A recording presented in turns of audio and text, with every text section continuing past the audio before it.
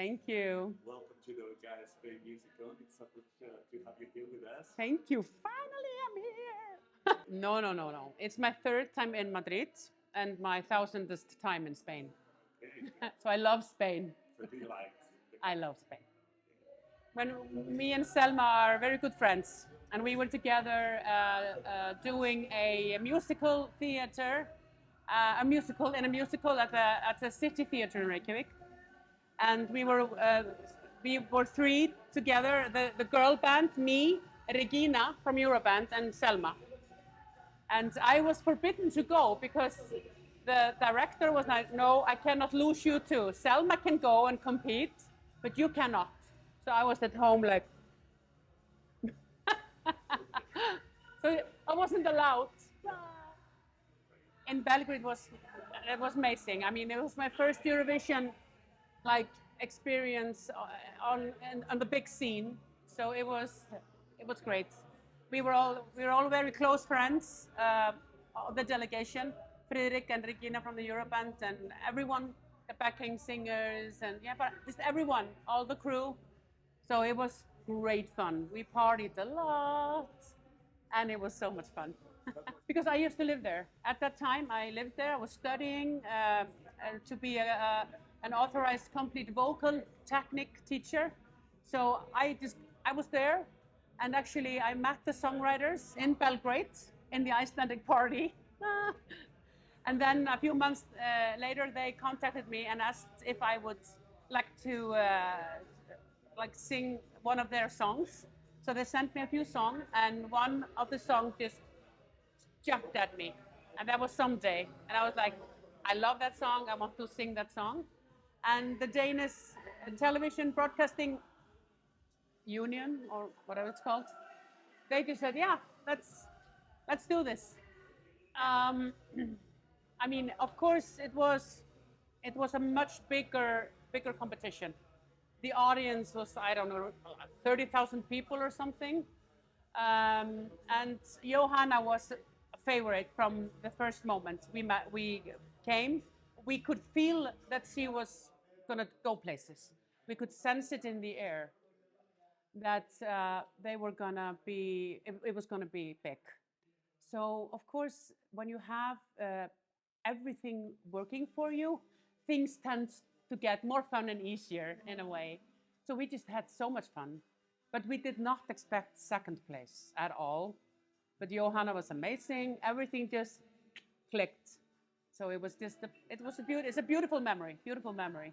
Well, it's actually borrowed from a English. How do you say it? Like when the English people say, you have a certain je ne sais quoi about you. It's like when in the English language they use the word déjà vu. So we heard this sentence, I think in an X Factor show in England or an Idol show. One of the judges said, you have a certain je ne sais quoi about you. And I was just like, oh, that's the idea of the song. So it came from there. So I just built the lyrics around that moment when you first meet a person and you go, oh, where have you been all my life? So that's because you have that je ne sais quoi, and we click. So and yeah, and it was just amazing. It felt like the song was a message that people were like, I had a je ne sais quoi moment with the Eurovision fans there. We were like, oh.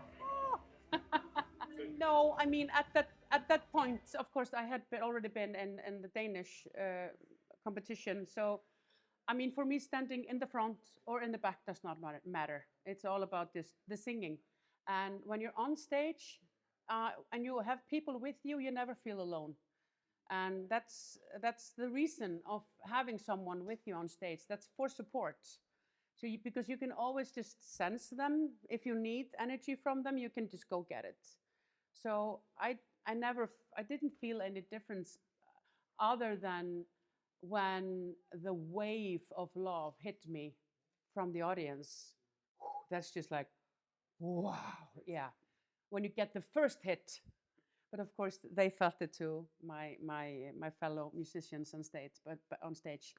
But no, I mean, it's the same it's the same feeling, but of course the responsibility is yours. Yeah. Well, there was a lot of uncertainty about. We actually were like, should we build a boat? Are we going to row to Norway? That would be a very Viking thing to do. But we just were joking about it, that we will come on our Viking ship if needed. But gladly we didn't need to.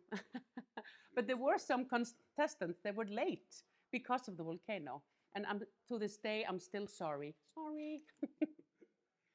Well, I didn't expect anything. I was just there. I was so amazed that we got up from the semifinal to the final, and third was the best feeling. But I mean, it's Eurovision.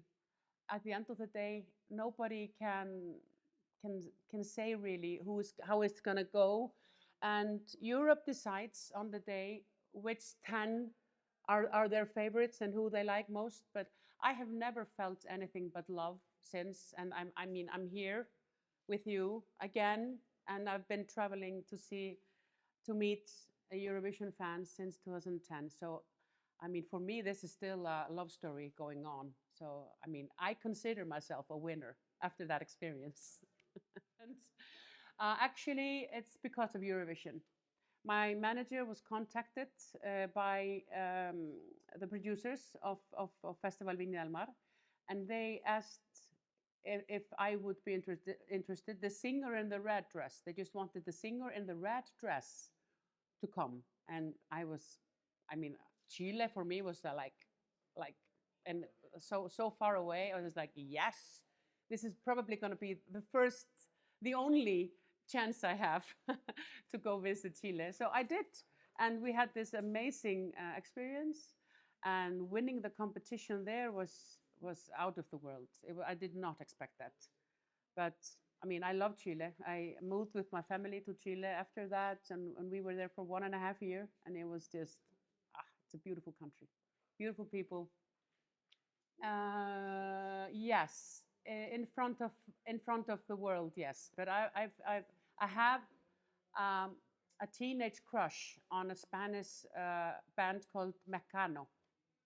And I was here, in Ibiza as a young, like, I don't know, 17 years old or something. And I bought the CD, and I just completely fell in love with it. And I learned all the lyrics and all the songs. And my favorite one is Mujer contra Mujer. So I've been singing that in Iceland since I was 17. And people are just like, what is he singing? And I'm like, Mujer contra Mujer. I absolutely love that song. So no and yes is the answer to this question. Nada tienen de especial dos mujeres que se dan la mano. El matiz viene después. Cuando lo hacen por debajo del mantel, luego a solas y nada que perder, and so on. It was a good time, but actually for me personally, it was actually quite. It was not one of my personal best, how do you say, experiences, but that had to do with me personally and a very sad thing that I was coming from my family. So I needed to go, and like, so I just have to go and be there. This is my job, and that was tough. But actually, I mean, you guys and Euroclub helped me through that. Yes, but so it was good, and but it was. It's not one I remember with like, oh, that was so much fun. But I mean, but it was a good competition. It was well organized, and Austria, a beautiful country. Yeah, but it was. I had a big project in my mind at that moment.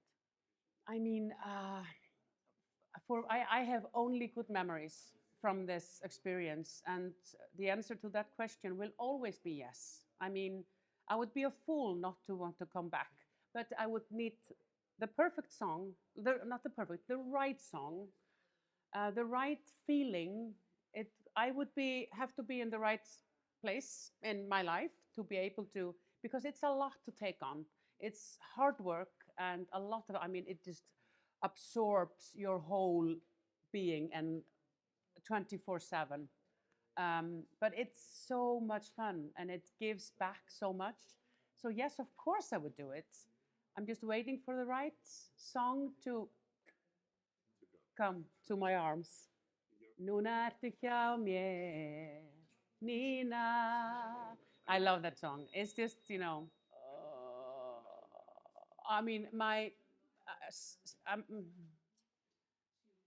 larynx wants to go molitva, kausharna moi, but I have so many. I mean, I have like 30 babies, Eurovision babies that I wanna sing to you, but molitva for some reason popped up front now. So today, on this moment, molitva.